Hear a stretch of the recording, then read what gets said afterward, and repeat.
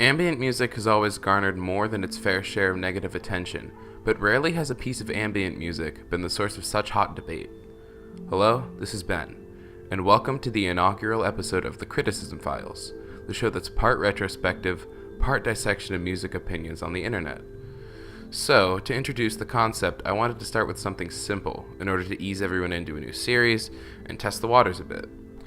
So, how about we begin with one of the single most abstract, highbrow, and polarizing pieces of music to be released in the past 2 decades.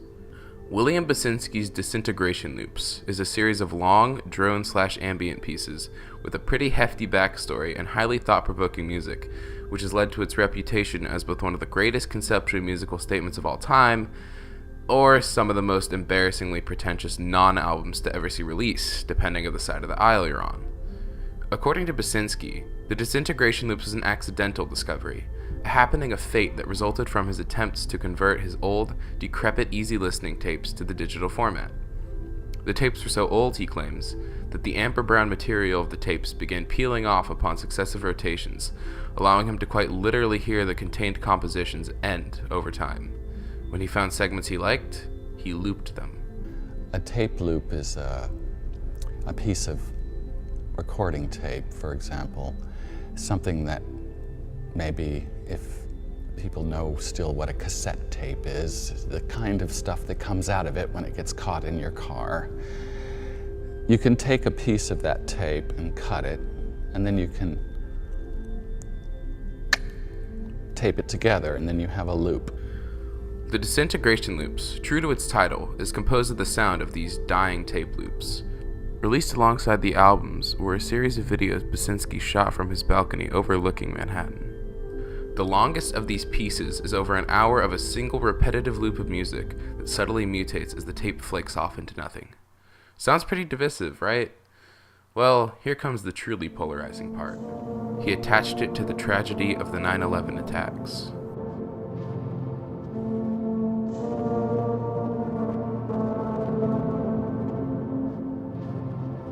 Basinski has said, in what is either a strikingly poignant coincidence or a masterstroke of careful deception, that he finished the recording of and was listening to those loops on September 11, 2001. As he listened to the sounds of the music's death, he gazed over Manhattan from his apartment's balcony with friends as smoke and ash billowed from the World Trade Centers, all culminating to a life-changing evening of contemplation on the inevitability of death and decay. The albums are formally dedicated to all of the lives lost on that storied day.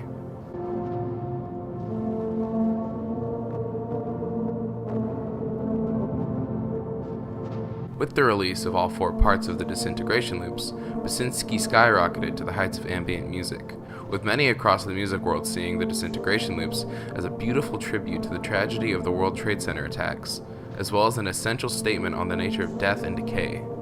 However, in the 16 years since the recording of the loops, there's been a major movement of voices all over the internet attempting to expose William Basinski's magnum opus as an exploitative and boring mess. People have begun to doubt the 9/11 story, as well as the integrity of his supposedly profound recording method. It is, to me, one of the most interesting examples of an album that split the music community so intensely in terms of opinion. Now that the retrospective is done, let's get into the reviews. We'll start with a review that is largely responsible for the loop's current godlike status, Pitchfork's 9.4 rating, published on April 8, 2004, written by Joe Tanjari. Quote, "You are slowly being destroyed. It's imperceptible in the scheme of a day or a week or even a year, but you are aging, and your body is degrading. By the time you reach 80, you will literally be full of holes, and you'll never notice a single one of them. You will inevitably feel their collective effect." With language nearly as evocative as the music it's discussing, and a rating that just surpasses Pitchfork's iconic gold standard 9.3, this review instantly created the notion of the loops as an event, a historical series of albums in the minds of future music readers. Tanjari writes in a highly grandiose fashion, waxing poetical about Basinski's stunning, ethereal studies in sound, equating listening to the slowly swelling, beauteous snatches of orchestral majesty and memory haze synthesizer to the auditory experience of being in the womb. The review ends appropriately, with Tanjari referring to the albums as heavenly. Typically, I think it's a pretty big cop-out when an album review focuses so much on a writer's applied meaning rather than the music itself, but in this case I can give it a pass. I mean, what else can you really discuss when the music is so sparse that it literally crumbles to nothing by the end of each movement? And the prose is pretty damn good, so who cares?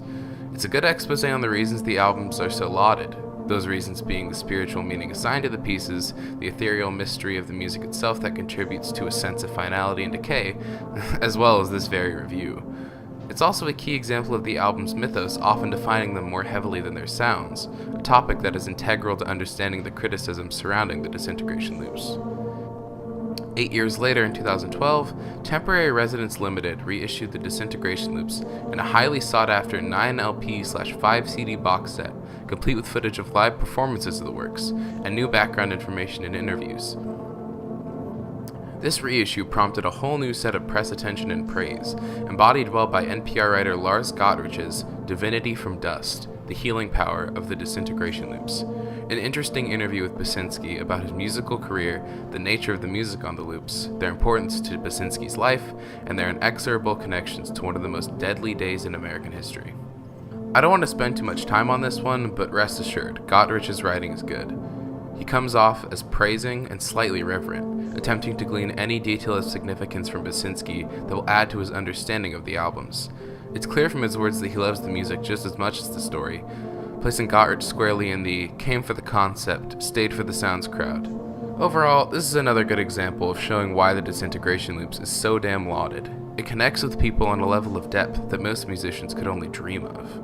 And finally, Into the Dark Zone. If you want uncompromising opinions and lots of gauzy language, Reissue Music is the place for you.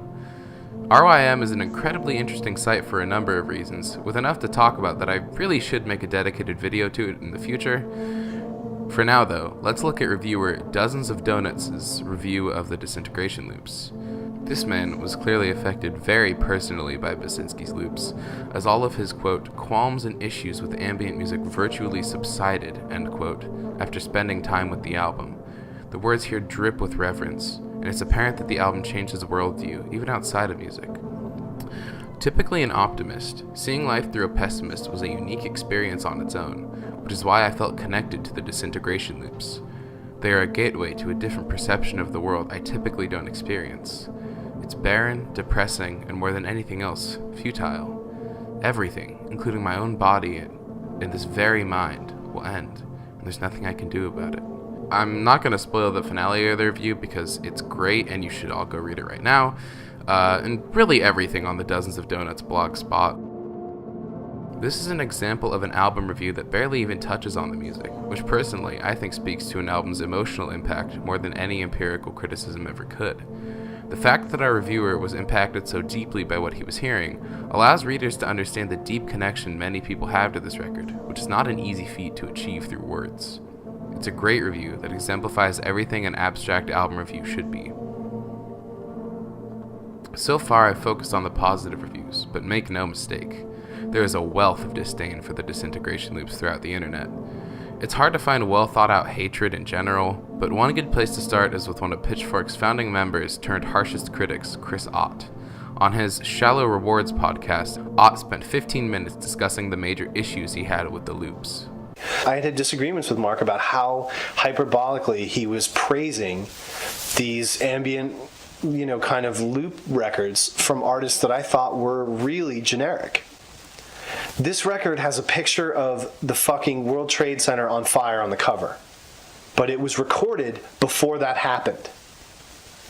Now, William Basinski is only too eager to tell you that the day after he recorded it, the Twin Towers got hit. So that must fucking mean something, right?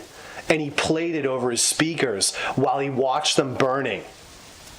Are you fucking kidding me?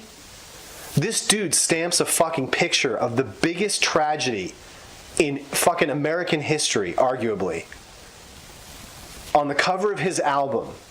And suddenly we're supposed to lend him the gravity of that event for his bullshit loop music? I mean, this guy is your typical art con jackass. He's going around talking in these completely heady terms about what a fucking incredible, coincidence of the universe this was, that all these things happened at once, and, the light pours out of me. Get the fuck out of here. This is people who don't care about music as much as they care about the story. The story is what gets the 10.0 here. If you listen to this and you know anything about music, the backstory is, the Ferris magnetic tape was peeling off the reel. Dude, it has a fucking echo on it. There's a fucking post-affected digital reverb on this thing. It might even be like an Alesis wedge. This fucking thing is about as natural as a fucking Spice Girls song. By the way, it is very late at night and I am editing this now. I just want to let you know that I left out as much of that Chris Ott podcast as I could because it's very funny and you should go check it out. This embodies much of the criticism surrounding the loops. The most commonly cited reasons are a lack of effort or genuine musical creativity or inventiveness in their repetitive drones. Looking at the albums purely technically, there's not much going on. Another common angle Ott takes here is a distrust in Basinski's story of the album's recording, saying that it was an entirely fabricated story that was designed to sell more records, and that Basinski is overall a pretentious hack. He also criticizes Pitchfork's contribution to Basinski's legendary status, which is not invalid. We all know how intensely Pitchfork impacts opinions in the music community nowadays. His opinions reflect the majority of most anti-Disintegration Loop sentiment. And Rate Your Music is, in all honesty, a terrible place to go for negative criticism. It's the home of more unchecked vitriol than almost anywhere else on the internet, full of people dedicating their time to telling others that their favorite music is bad and stupid, and so are they by extension. Not every bad review is this way. In fact, most of them are at least somewhat well thought out, but there are certainly many. As put so eloquently by Rate Your Music user Ducky, fully mediocre ambient release that's been pushed up because it's packed with a concept that couldn't be felt if it wasn't smashed into your face by external sources over and over again before listening. However, there is obviously a lot of well thought out, genuine criticism and dislike. The same ideas come up repeatedly. Essentially, as said by one Denzer, it's a pretty sounding loop. Then it's played over and over, for an hour. That contributes nothing in my opinion. What am I missing? Why is this so amazing? I feel like the artist lacks any musical ability and chooses instead to manipulate us. It reminds me of that movie where they show a man's ass for 70 minutes. Do people think reveling in the slipstream of tragedy is some kind of noble pursuit? It's not the same as grieving. This album seems disturbedly indulgent and emotionally stunted to say the least. Sentimental, dirge-like ambient. I didn't really like it. Even a lot of Basinski's fans on Rate Your Music aren't keen on the Disintegration Loops. Many of them find the albums to be compositionally underwhelming and overall boring when compared to some of his more complex drones. As Mr. Elixir writes, overrated. Using 9/11 sentimentalism to create minimalist artistic experience by leaving one single loop dying. This is far away from the construction of a work from The Caretaker, both deeply and emotionally, so you might want to check out his works instead. I'm assuming they meant his other works. I've pussyfooted around it for a while now, but I want to get into the nitty-gritty of the main aspects of nearly all the opinions surrounding the Disintegration Loops. For one thing, the writers who praise these albums seem to lend an almost religious adoration to the music. They value them as a whole, not simply for the sounds, but for the profound emotional and philosophical experiences wrought permanently on their souls, the changed perspectives on mortality.